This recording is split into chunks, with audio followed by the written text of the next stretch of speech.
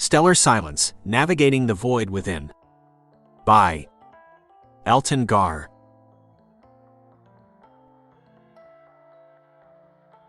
Caleb Pierce stood at the ramp that led into his ship, Odyssey's Echo, and gazed out over the planet. It wasn't the windfall he had hoped for. While it might evolve into an impressive world in 1,000,000 years, life here was primitive and uninspiring. How was your exploration? Pallas asked, his partially transparent image of a 30-year-old man with blonde hair and a crooked grin appearing just inside the ship.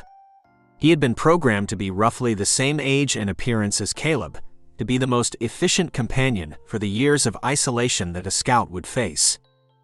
I wouldn't call it exploration. There are only a few types of vegetation and a few bugs that eat them on the entire planet. I could have learned almost as much without leaving the comfort of Odyssey's Echo, Caleb replied. So, we continue our search for the motherlode so that we can finally make the fated trip back home, Pallas said. Did you alter your speech patterns again, pal? Caleb asked, hanging his pack on the hook next to the door and collapsing into the wide, soft pilot's chair, propping his feet up. I am continually searching for a more precise method of communication, Pallas said. And I have told you countless times that I prefer to relax in my home, Caleb replied. I thought you might find precision in my vocalization relaxing, rather than having to guess at the meanings like I do with you, Pallas retorted. I will attempt to be more precise if you will relax, Caleb offered. I will readjust the parameters of my programming, Pallas said. That's unnecessary. Let's just plan our next target, Caleb said, swiveling the chair to face the huge screen. There is a world less than 2 light-years from here that has signs of life. But it is in the incorrect direction, Pallas said. How can it be the incorrect direction when we're not going anywhere? Caleb said, trying to avoid the argument he had been having with Pallas for the last several months. Because it takes us away from the nearest station, where we can have the ship repaired, Pallas said. It will take almost 3 months to get there, and I'll be lucky if I can pay for the repairs with what we've found, Caleb said. They would repair it either way, but Caleb was barely keeping up without debt. The AI flickered, and then it said, If we do not return for maintenance soon, we'll be lucky to keep the Odyssey's Echo running. Caleb looked at the map. The closest world was 2 light-years away, but also almost directly away from civilized territory, and while he didn't like to admit it, the Echo was showing signs of wear. The flickering of Pallas was just one of many signs that it was time for repairs. We'll try this one then, Caleb said, pointing at a system that was about 3 light-years away, but was far more parallel with the border than the other. The hologram of the AI nodded and then disappeared. That was a sign that he wasn't entirely happy with the order. But in the end, Caleb was the one in charge. Pallas wasn't even in any real danger. Short of flying into a sun, nothing could destroy the computer core that formed the mind of the AI. A few seconds later, the ship adjusted the gravity up to Earth normal from the planet's 86% of Earth normal. That the AI hadn't warned Caleb made him more worried than any of his other statements of concern. His primary function was to protect Caleb, and while there was no real danger, Pallas had never failed to warn him before.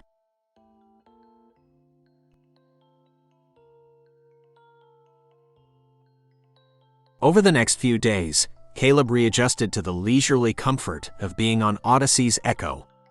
The ship was a member of the Galactic Pioneer class of ships. When they had been built, they had been the most advanced ships ever made by humans. It had twice the space of the previous model and was still 20% faster. And it was almost entirely self-sufficient. Assuming that nothing broke, the ship could recycle food, water, oxygen, and basic comforts for years with nothing more than the solar panels. It could even make its own fuel. And most importantly, there was Pallas, a way to allow a person to spend years in the isolation of space without that person going mad. The only thing Caleb received from civilization was the monthly data blasts that carried hundreds of books worth of text, letters, and pictures from friends and family, and even a few of the top songs from genres that he had picked. None of it made him feel any better about being gone, or made him want to go back anymore. It was a strange mix of all the reasons he had fled civilization, and all the best parts of it. But this time it came with something else. As soon as he positioned the ship to receive the message, a light on the panel began to flash red. When he pushed it, the hologram of Pallas appeared in front of him.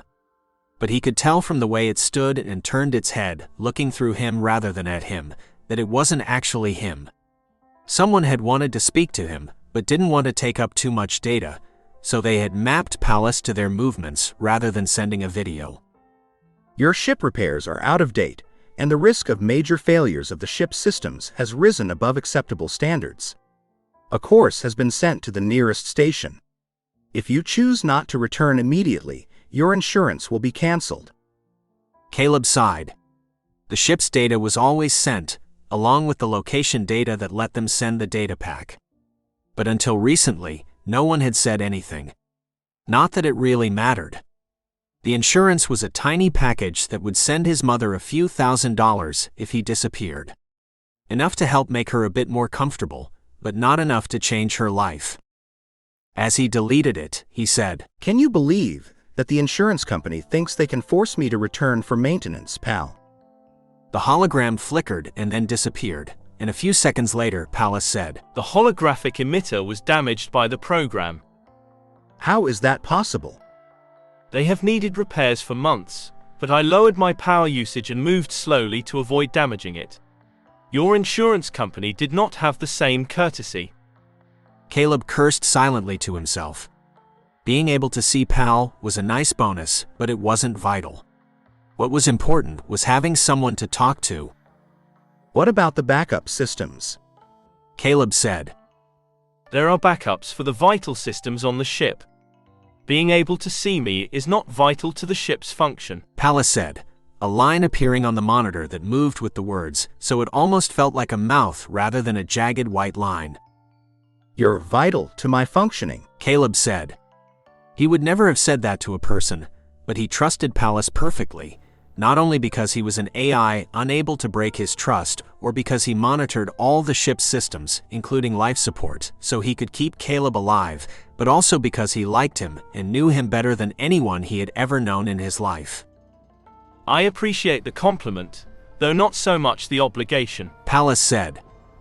Caleb smiled and said, "Can you bring up the recipe for pancakes that I like?" I can, though we do not have blueberries on the ship. "What about the slimy green berries we found on Aroglan 4? They were sweet, and if I cook them enough, they might be good." I find that unlikely, though I have no taste buds, so I yield to your expertise. There are 3 jars left in the pantry.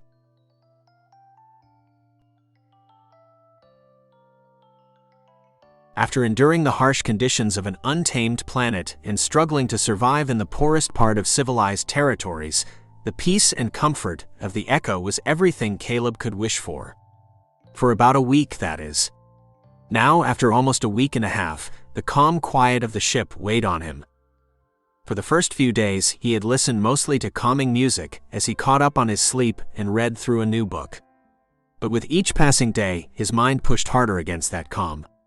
At first, he simply considered the numbers in his bank account, the condition of his ship, Pallas, and the rumors of a war in the Corman sector. It was on the other side of civilized territory, among people he had no connection to, but it still weighed on him. However, with each passing day, he delved deeper into the truth. He was alone, and he would always be alone. And it was better for everyone that way. His ex was certainly happy to have a few light years between them. His parents barely even wrote to him, and the people he had believed to be his friends had mostly stopped talking to him after the divorce. As his mind became more cluttered with all the things that he was on the fringes of space to avoid, he tried more and more things to drown it out. At first it was louder music with more lyrics, and then he had the computer read the books out loud. Eventually, he began to go through the movies and series that he had on the ship. He had seen most of them, but if enough things were going on in the lives of fictional characters, he could drown out the clutter in his own mind. Then, while he was showing Caleb the information they had on the planet he was going to, Pallas said, E atmosphere anapnei and kai inai ligo ygri. "What was that?" Caleb said. The atmosphere is breathable, though it's humid. Pallas said. The only English word that you said was atmosphere. Caleb said. Mujhe sam jh nahinari, mujhe lagta hi kar miri zaban ki tartabat main karabi hozakti hi. Pallas said, though by the end of the sentence, the tone had changed enough that it was clear, even without knowing the language, that something was wrong. After a short pause, the AI said, I do not understand. I think my language settings may have glitched. Is there anything you can do? Caleb asked. I will reset. Pallas said. Caleb considered telling the AI to wait until he wanted to sleep, but if it was going to work, it would be better to do it right away. The problem was that the only way to reset Pallas was to reset the main computer. The computer would then have to run a series of tests that would take days. During that time, all the systems on the ship would have to be run manually. It took several hours to prepare the shutdown. Caleb put the manual control for a different system on every computer terminal in the ship, including door controls, the airlock, and even the shower controls.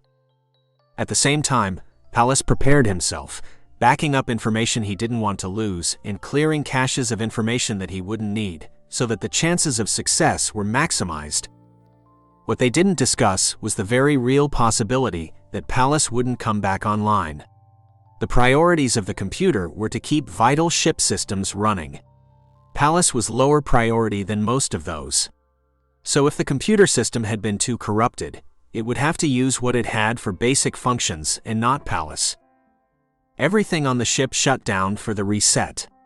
The music disappeared, the metal shutters shut across the windows, and half of the lights went out. The only sound was the hum of the life support. That left Caleb in a silent tome. He checked the systems, but even with the ship's systems on manual, there was nothing to do. He would still get a warning light if he needed to change anything. The first thing he tried to do was read a book. There were a few excellent books that he hadn't gotten around to reading, even though he had printed them months ago. But after reading the same paragraph 5 times, he knew it would not work. He just couldn't clear his mind enough to focus on it. So he paced the ship, checking all the systems again. Only one of them had changed at all. After that, he inventoried the gear he used when on a planet. There wasn't a lot since he had to carry everything, but he went through it carefully, checking each piece for any chance of failure before putting it away. All the time his mind was on Pallas. It was absurd. Caleb had never really minded being alone before.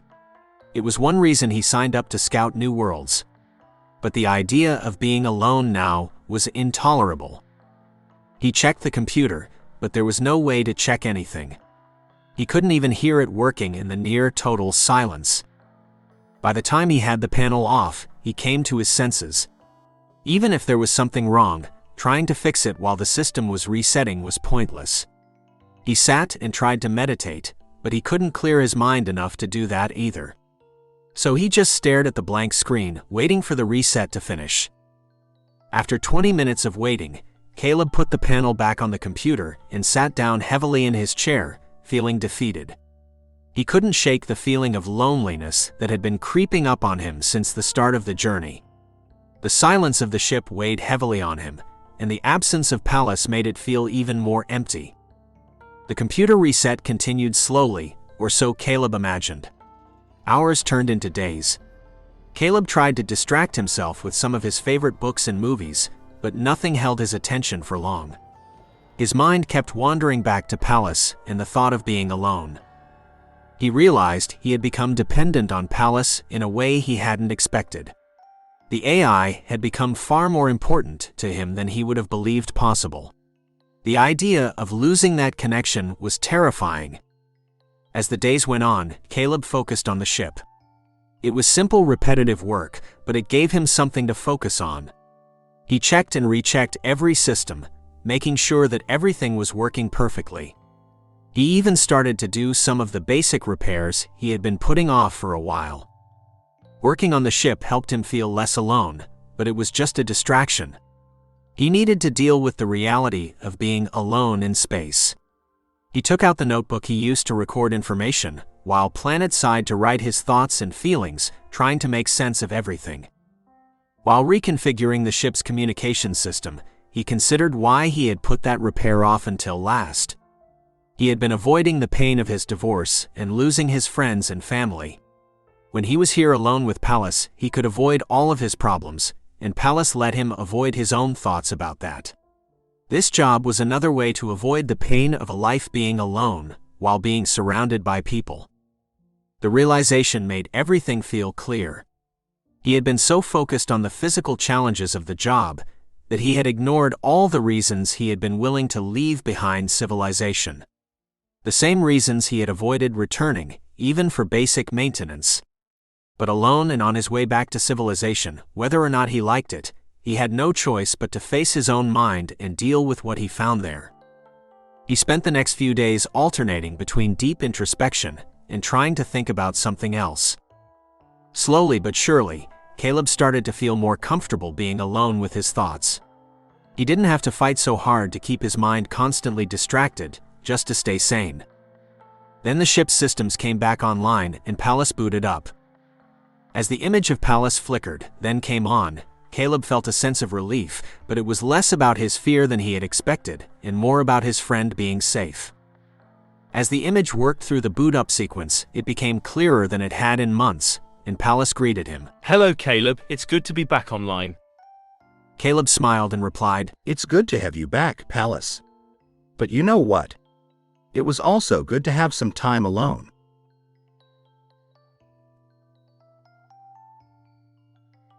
This story was a bit of a Frankenstein's monster. I began writing it at home before I fell and broke my leg. Before finishing it, I had 2 surgeries, weeks in hospital, and a lot more. Besides my PC, I wrote on my laptop and my phone. I also used several word processors, and finally, I got some help proofreading from ChatGPT. So with all of that, I think I got the story into an acceptable place and reasonably connected to the original idea. That idea was mostly about being alone with one's thoughts. That is something I was interested in before, but that I have had plenty of experience with in the time since I started writing this, and a lot of understanding of just how powerful distractions can be when trying to avoid pain, and I believe it is even more effective for avoiding emotional pain, which is what the character in this story does, and what so many of us do every day. We spend hours every day watching TV, playing games, or generally just keeping busy because it is so much easier than facing the voices in our head. Voices that, in silence, often become the only thing that seems to exist. But the only way to banish that pain is to go through it. To face the mistakes, the wounds we've done, and those that have been done to us. I hope that this story got the idea across well, and that, like me, you'll have time to sit and make peace with your thoughts. It can be painful, but it's better than trying to fill our lives with distractions from our own thoughts. If you enjoyed this story, you can get a free short story from me every week by joining my newsletter. Just go to www.ansci-fi.com and click on Free Book. Or you can join my Patreon at any level and get access to all my free stories, including many patron exclusives. Thank you. Elton Gar.